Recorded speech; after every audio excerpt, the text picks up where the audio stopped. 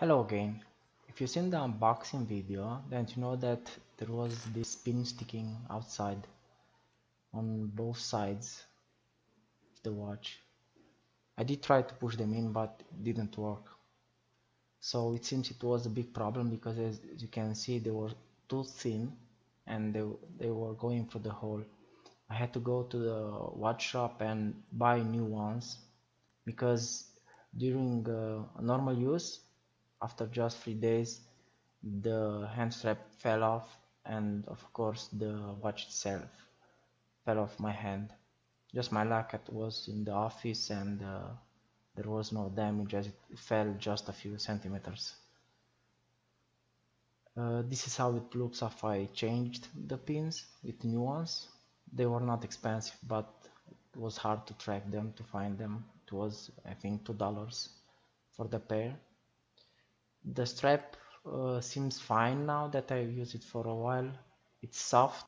You see there the NFC, which is near field communication. I thought there is a sensor inside there, but there's nothing. There are no connection to the watch itself, so you can change the strap if you want to.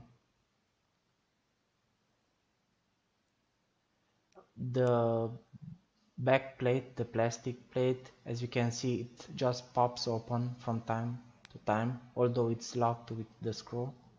You need to push it in back.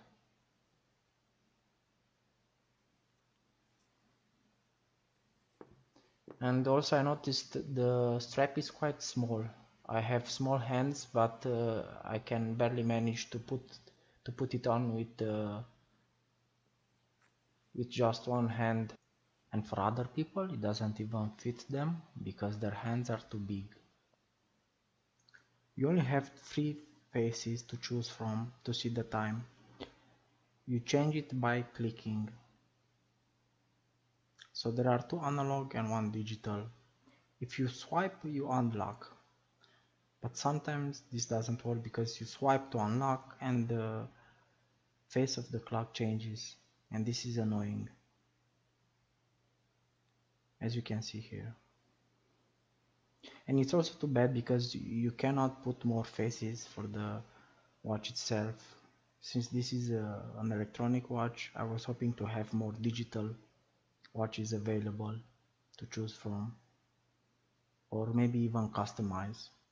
This is how you bind the phone to the watch itself. First you open the bar scanner on the phone. You need an Android phone. Then you open from the 3rd page of apps. You have there a quick response app that will show a QR barcode. Then you scan the barcode with the phone. Then you get a link and you download that application. Once installed, you will get notifications from the phone.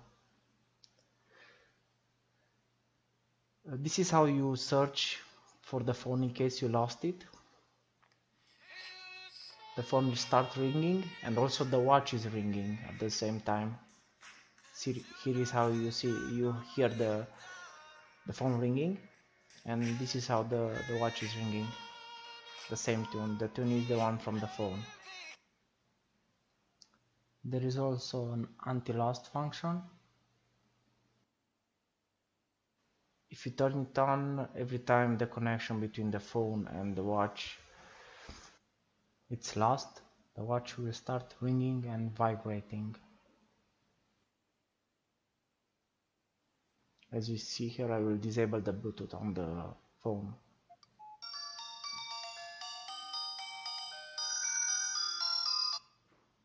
This way you don't lose your telephone on the table or something like that.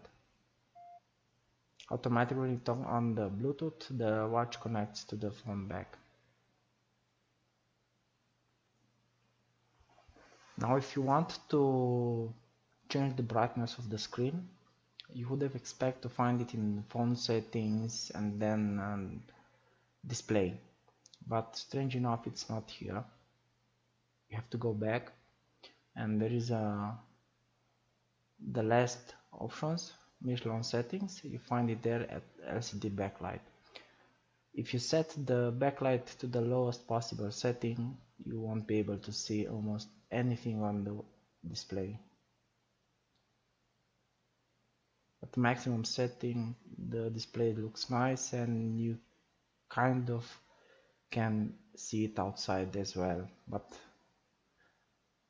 the display is not so good in the sunlight. Here you can set the time and date. You can schedule power on and power off.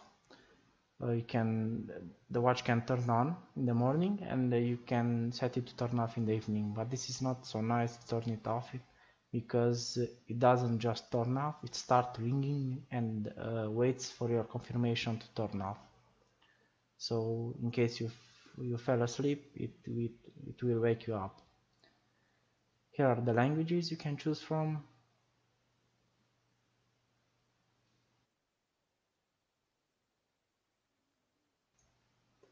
And here you can select the network if you use a SIM card from a carrier.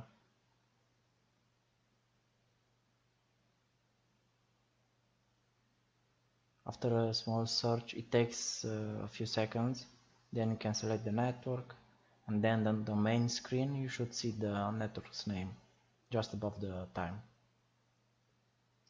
This is how you connect or disconnect to the phone.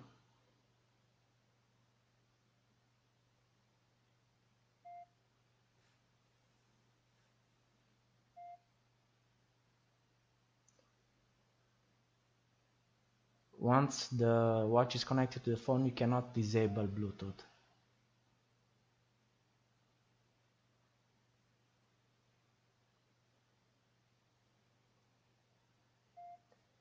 If you want to see the camera from the phone, you first need to unlock the phone, and only after that you can watch the camera on the watch.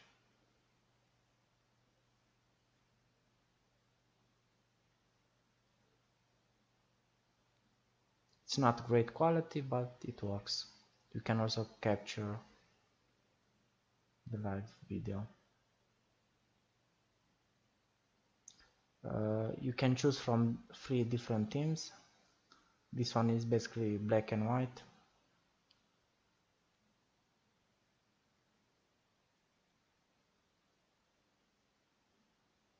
It looks classic, but it's you feel sorry because the phone is actually colored and you won't use those colors, so I think it's better to choose one of the other themes.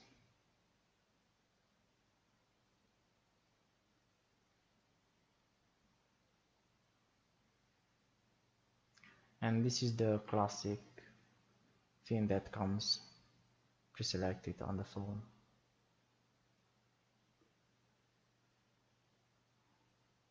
There are other functions I did not mention, like the speedometer, like sleeping mode, but I never plan to use those functions and I don't think they are very reliable, so that's that. You can browse through your files on the microSD card or on the phone.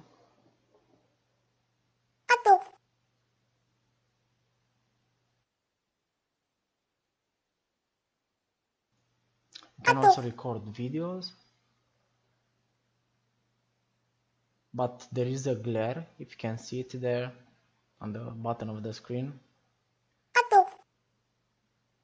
That's from the poor design of the phone, from the camera.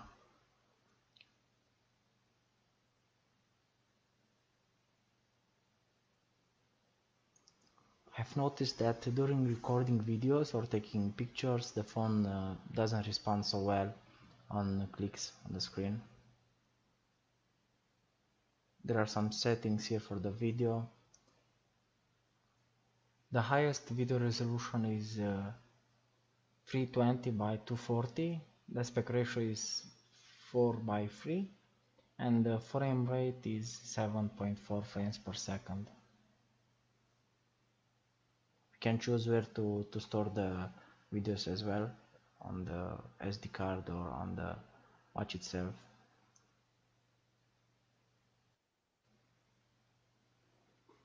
For pictures, you can actually set the resolution of the images, but that's 640 by 480, the highest resolution possible.